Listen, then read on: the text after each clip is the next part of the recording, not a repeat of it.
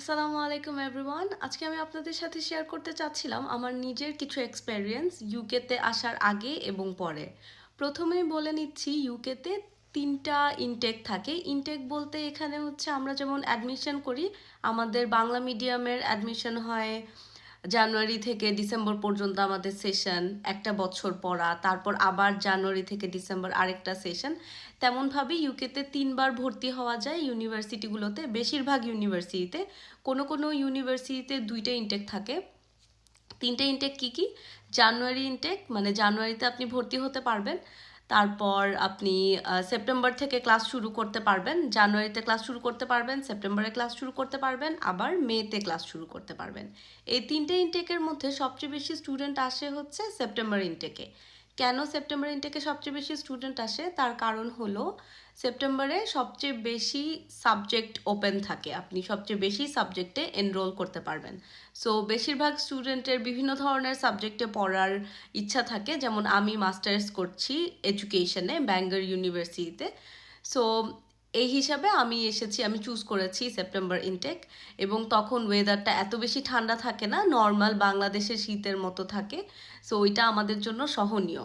আর ডিসেম্বরে হচ্ছে স্নোফল হয়, সম্পূর্ণভাবে স্নো দিয়ে ভরা থাকে। সব জায়গায় স্নোফল না হলেও বেশ কিছু জায়গায় স্নোফল একটু কম হয়, বাট অনেক বেশি ঠান্ডা থাকে, নর্মালি -1 টু এতে সবচেয়ে বেশি প্রবলেম আপনি যেটা ফেস করবেন হচ্ছে প্রথমে ওয়েদার। আসার পরেই দেখবেন প্রচণ্ড ঠান্ডা। এটা হচ্ছে প্রথম শক আপনার লাগবে। বাসা খুঁজে বের করা, ইউনিভার্সিটির আশেপাশে বাসা নেওয়া, আপনার যদি কোনো রিলেটিভ, আপনার হাজব্যান্ড অথবা কেউ যদি থাকে আপনি তার সাথেই থাকবেন সম্পূর্ণভাবে, সেটা আলাদা। কিন্তু আপনি যদি একা আসেন তখন আপনার নিজের বাসা খুঁজে বের করা এবং আপনার এটা একটা বড় ধরনের হ্যাসেল।